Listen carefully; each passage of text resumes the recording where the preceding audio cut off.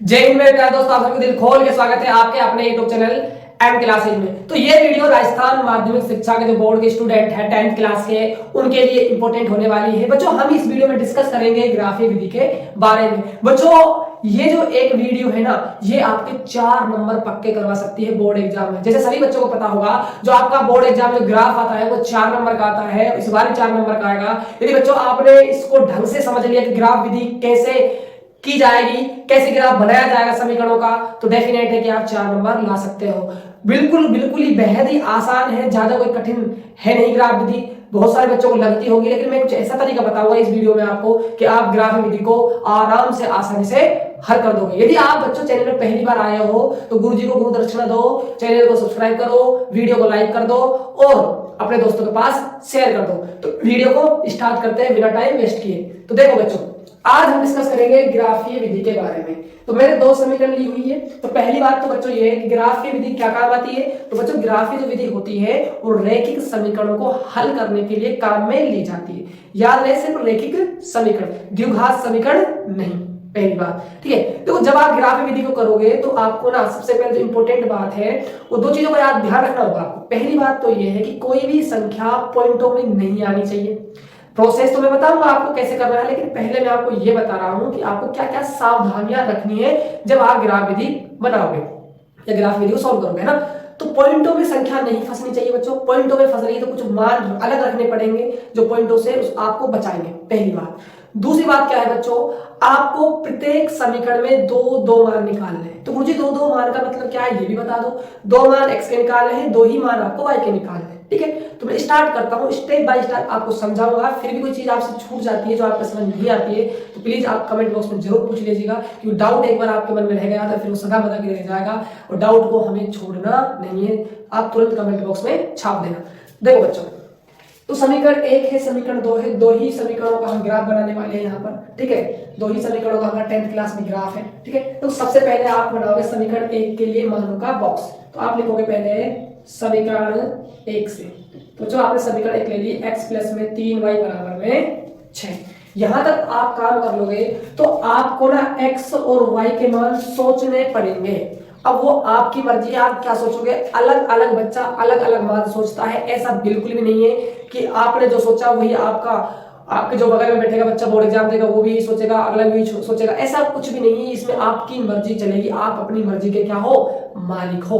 आपका मन करे तो आप x का मान रख दो, आपका मन करे तो आप y का मान रख दो, कुछ भी रख सकते हो। मैंने क्या बताया, सिर्फ आपको बटे से बचना है। यदि आप थोड़ा सा सोचो, यदि मैं x का मान 0 रख दूं बच्चों तो x 0 हो जाएगा, प्लस में 3y बराबर 6 आएगा, यहाँ 3y बराबर में 6 हो जाएगा। हमें y की वैल्यू निकाले, 3 का भाग जाएगा तो कितना बन जाएगा, 2। तो बटे से क्या है, बच गए। तो आपको रखना है x बराबर 0 रखने पर। तो रखो, तो 0 प्लस में 3y बराबर में 6 है। तो y की वैल्यू निकालनी है तो 6 में भाग लगा दो, 3 3 दूनी 6। तो देखो x का एक मान हमने सोचा और y का हमने निकाल दिया। यहां तक बात समझ में आ गई बोलो तो हाँ गुरुजी, हमें यहां तक बात समझ में आ गई। अब देखो बच्चों, एक मान तो आगे, एक मान और निकालना है। तो सोचो कि आप x का क्या मान रख सकते हो। तो बच्चों देखो, सोचना खुद को, आप जरूरी नहीं x के रखते चलो, आप y के रख सकते हो। मान के चलिए आपने y का मान 0 रख दिया तो 3 गुणा 0 क्या बन गया, 0। तो x का मान कितना आ गया, 6 आ गया, ये भी सही है। आप कह रहे हो गुरुजी मैं तो ना रखूं y का मान, मैं तो क्या रखूंगा, 3 रखूंगा। तो रख ले भाई, 3 इधर गया तो 6 में से 3 गया तो 3 बचा, 3 का भाग लगा तो क्या बचा, 1 बचा। ऐसे भी कर सकते हो। तो फिलहाल मैं y का मान 0 रख के देख रहा हूं, है ना। अलग अलग बच्चों ने अलग अलग रखा होगा, कोई दिक्कत वाली बात नहीं। ग्राफ तो एक ही बनेगा, एक ही पॉइंट में कटेगा, ठीक है। अब देखो आगे, तो x y बराबर 0 रखने पर तो रखिए, तो x प्लस में 3 गुणा में 0 बराबर में 6। तो x बराबर क्या गया, 6 आ गया। बताओ यहां तक आपको समझ में आया कि नहीं आया। उम्मीद करता हूं यहां तक आपको समझ में आ गया होगा। गुरुजी आपने ये कहा था शुरुआत में कि प्रत्येक समीकरण में हमें 2 मान निकालने, x के मान भी 2 और y के मान भी 2। तो निकाल दिए हमने। इतना करने के बाद आपको बनानी है बच्चों टेबल। क्या बनाओगे आप, टेबल। टेबल में आप यहां तो लिखोगे x निर्देशांक, यहां लिखोगे आप y निर्देशांक। आपने 2 मान निकाले तो 2 बॉक्स बन जाएंगे, है ना। तो जब आपने x का मान 0 रखा तब आपको y कितना मिला बच्चों, 2 मिला। ऐसे लिखना है ना। जब आपने y का मान 0 रखा तब आपको x का मान कितना मिला, 6 मिला। इन बातों का आपको विशेष कर ध्यान रखना पड़ेगा बच्चों कि आपने किसका मान रखा है और आपने किसका मान निकाला है। यदि आपने गलत मान एक दूसरे में रख दिए तो आपका सवाल बेहद गलत है, बिल्कुल गलत है। तो ये हमने बॉक्स बना लिया समीकरण 1 के लिए। अब क्या लिखोगे आप, समीकरण 2 से, तो समीकरण 2 क्या है, 2x माइनस का 3y बराबर में 12। इतना कर लिया। अब सुनो, सेम जैसे यहां हमने काम किया है ऐसे ही वहां काम करना है, ठीक है बच्चों। देखो आप सोचो y का मान आप 0 रख के देखो एक बार, तो -3y से गुणा हुआ तो 0, 2x बराबर में 12 हो गया। x की वैल्यू निकालनी, 2 का भाग दे दिया, 12 में जब आप 2 का भाग दोगे तो 6 आएगा ना भाई, रख दो y बराबर 0 रखने पर। अब ऐसा मत कहना गुरुजी यहां तो रख दिया था हमने y बराबर 0, ये तो समीकरण 1 के लिए रखा था, वो 2 में रख रहे हैं, है ना। तो देखो 2x बराबर क्या मिलेगा आपको, 12 मिलेगा, है ना। x की वैल्यू निकालनी है तो 12/2, तो x कितना आ जाएगा आपका 6 आ जाएगा। एक मान y का आ गया, एक मान x का आ गया, है ना। अब सुनो, अब बताओ आप क्या रखोगे, बोलो बताओ मुझे कि गुरुजी ये रख दो हमारा काम चल जाएगा, बताओ। मैं कह रहा हूँ आपसे कि y का मान आप 2 रख के सोचो एक बार, सोचो। तो 2 × 6 माइनस का 6, इधर जाएंगे तो प्लस का 6, 12 और 6 18, 2 का भाग लगा तो कितना आ गया, 9 आ गया। तो आप रख सकते हो, बिल्कुल कोई दिक्कत वाली बात नहीं है। यदि कोई ये सोच रहा है कि ना गुरुजी आप ऐसा करो x का मान ना 0 रख दो, क्या रख दो, 0 रख दो, बिल्कुल रख सकते हो, कोई प्रॉब्लम नहीं है।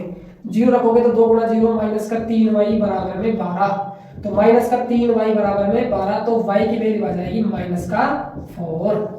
तो माइनस में वैल्यू कोई दिक्कत नहीं रहेगी, आप माइनस में आ सकती है और माइनस में आप ला सकते हो, लाने को तो आप पॉइंटों में भी ला सकते हो, ऐसा कोई रूल नहीं कि आप पॉइंटों में नहीं ला सकते। लेकिन पॉइंटों में जो कैलकुलेशन करने के बाद जो ग्राफ बनता है ना, वो इतना खतरनाक बनता है कि आप जान ले लेगा, गलती होने के चांस 100% होते हैं उसमें, इसीलिए हम पॉइंटों से बचते हैं। माइनस से कोई दिक्कत नहीं, माइनस का 4 है, नो प्रॉब्लम, आने दो, कोई दिक्कत वाली बात नहीं। अब आप टेबल बना सकते हो इसकी, अब टेबल बनाओ बच्चों x और y। देखो जब हमने y का मान 0 रखा तो x आया 6, इनको अदला बदली मत कर देना, सारा खेल खराब हो जाएगा, ठीक है। जब x का मान 0 रखा तो y की वैल्यू आई -4। इतना करने के बाद आपने समीकरण 1 और समीकरण 2 के बॉक्स बना लिए। बॉक्स बनाने के बाद जब आप एग्जाम में तरह काम कर लोगे तो एग्जाम में आपको क्या मिलेगा बच्चों, ग्राफ मिलेगा। क्या मिलेगा, ग्राफ। और ग्राफ सभी बच्चों ने देख रखा है, मेरे पास ग्राफ नहीं है इसलिए बोर्ड पर बनाकर आपको बता रहा हूँ कि आपको कैसे ग्राफ को बनाना है। ध्यान रहे बच्चों, ग्राफ को आपको पेंसिल से बनाकर आना है बच्चों, पेंसिल से। पेन से ग्राफ बिल्कुल नहीं बनाकर आना है, पेंसिल का आपको यूज करना है। मेरे पास ग्राफ नहीं है तो मैं आपको यहाँ पर ग्राफ को बनाकर दिखा रहा हूँ कि आपको ग्राफ कैसे बनाना है ना। थोड़ी और जगह लेने के लिए इस रेखा को हम थोड़ा सा गायब कर देते हैं ना। तो सबसे पहले आपको स्केल की मदद से ग्राफ में आपको ऐसे 2 अक्ष काटने हैं, 2 अक्ष काटने। शायद वहां की थोड़ी कम दिखाई दे आपको, मैंने कर लेना है ना। देखो इसको तो कहते हैं हम प्लस वाई अक्ष, ठीक है। इसको कहते हैं हम प्लस एक्स अक्ष, इसको कहते हैं माइनस की वाई अक्ष, इसको हम कहते हैं माइनस की एक्स अक्ष। यही बात है बच्चों। देखो सबसे पहले ये तो आपको पता ही होगा, ये आपका होता है मूल बिंदु, इसको मान लो इसके निर्देशांक होते हैं 0,0। इतना काम आपको कर देना है। इतना काम करने के बाद थोड़ी सी अपनी नजरों को ना इन दोनों टेबलों पर लगाना है। इन दोनों टेबल बनी हुई इन पे आपको ये देखना है कि प्लस जो एक्स अक्ष है उसका जो मान है वो कहां तक है मैक्सिमम, और जो माइनस एक्स है वो का, और प्लस वाई एक्स है उसका, और माइनस वाई का कहां तक जा रहा है मैक्सिमम। तो आप यहां देख पाओगे लास्ट क्या है 6। तो आप इस संख्या रेखा बनी हुई जो एक्स अक्ष वाली है इस पर आप प्लस 6 तक नंबरिंग कर दो। तो कैसे करोगे, प्लस का 1, प्लस का 2, प्लस का 3, प्लस का थोड़ा सा बना लेते हैं प्लस का 4, है ना। आपके पास ना ग्राफ में खाने होंगे, मेरे पास खाने नहीं है तो मैं ना थोड़ा सा वैसे ले रहा हूं अंदाजे से ना 5, 6 ऐसे ही, प्लस का 1, प्लस का 2, प्लस का 3, प्लस का 4, प्लस का 5, 6। इधर माइनस का 1, माइनस का 2, माइनस का 3, माइनस का 4 और माइनस का 5 और माइनस का 6। इधर माइनस का 1, माइनस का 2, माइनस का 3, माइनस का 4, माइनस तो मैं 4 तक ही कोई ना चल जाएगा 5 तक। यहाँ पे मैं चाहता हूँ -6 भी लिख सकते हो, नो प्रॉब्लम, है ना। सबसे पहले जब आप इतना काम कर लोगे फिर आप स्टार्ट करना है, पेंसिल लेनी है अपनी और जो समीकरण 1 का जो बॉक्स बना है उसके मान इसमें रखने हैं। अब रखने कैसे वो मैं बताने वाला हूं, सुनना ध्यान से। देखो शुरुआत, जब x का मान 0 है तो y का मान 2 है, तो x 0 कहां होगा, मूल बिंदु पर। बच्चों हमेशा याद रखना ये बात आप, x अक्ष का जो मान होता है वो y अक्ष पे 0 होता है और एक्स अक्ष पर y का मान 0 होता है और मूल बिंदु पर दोनों ही 0 होते हैं, x भी 0 और y भी 0। तो ये कह रहा है x 0 है मतलब y अक्ष पे आएगा और कहाँ आएगा, मध्य बिंदु पर आएगा, है ना। जब x का मान 0 है तो y कितना चलना पड़ेगा, प्लस का 2, तो y 1 चल दिया, 2 चल दिया, प्लस का 2 चल रहा है, इतना करना है।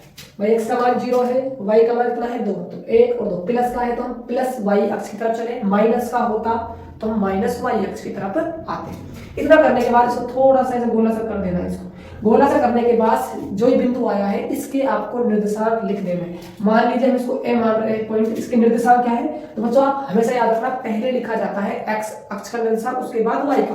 तो x की वैल्यू कितनी है 0, y कितना है 2, इतना काम हो गया। फिर इसको देखना x की वैल्यू कितनी है 6, 6 कहाँ है, यहाँ पर है। y कितना चल रहा है आपको 0, और अभी तो बताया गुरुजी आपने y 0 चल रहा है, इसका मतलब क्या है x अक्ष पर y का मान क्या होता है 0। तो ये वाला बिंदु इसको मान लो b, निर्देशांक क्या हो जाएगा इसके 6,0 हो जाएगा, क्या हो जाएगा बच्चों 6,0। इतना करने के बाद स्केल लेना है और स्केल की सहायता से इसको ना सीधा मिला देना। क्या मिला देना बच्चों, इसको सीधा, मुझसे ना टेढ़ा मिल सकता है क्योंकि मेरे पास स्केल नहीं है, आपको सीधा मिलाना है स्केल की सहायता से। थोड़ा सा मैं तो इसको ना ऐसा ही कर देता हूँ जिससे कि आपको दिखने नजर आ जाए कि हाँ यहाँ से। इतना करने के बाद थोड़ा वहां से दिख नहीं रहा हो तो थोड़ा सा आप मैनेज कर लेना है ना, हो सकता है कि आपको कम दिखाई दे रहा हो, ठीक है। अब देखो जिस समीकरण का ये रेखा खींचा है उस समीकरण का नाम इसको ऊपर लिख देना है, x + 3y बराबर में 6 का है ना ये, तो इसको ऊपर लिख देना जिससे आपको ये पता हो कि जो रेखा बनी है किस समीकरण की बनी है। सेम जैसा हमने इसके लिए किया ऐसे हमें सेकंड टेबल के लिए करना है। तो कीजिए, देखो x का मान 6 है तो y 0, इसका मतलब क्या है यहीं पर बिंदु आने वाला है, इसको c मान लो 6,0।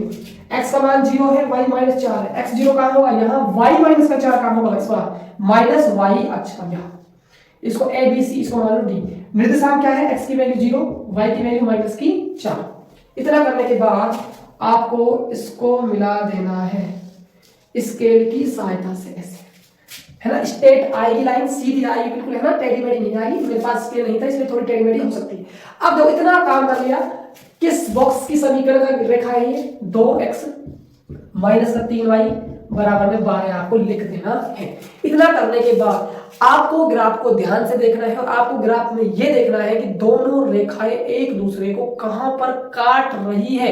बच्चों दोनों रेखाएं काटनी चाहिए, काटने को देखो यहां पर भी काट रही है ना, लेकिन दोनों रेखाएं काटनी चाहिए, है ना। देखो ये वाली रेखा ये रही और ये वाली रेखा ये कहां काट रही है, इस पॉइंट पर काट रही है। इस पॉइंट पर 6,0 आपके क्या है, निर्देशांक आए 6 आया, इसका मतलब क्या है x की वैल्यू कितनी निकल कर आ गई 6 और y का मान कितना निकल कर आ गया 0। तो इस समीकरण में जो x और जो y है ना उनके मान, x का मान 6 और y का मान आपको 0 हो जाएगा।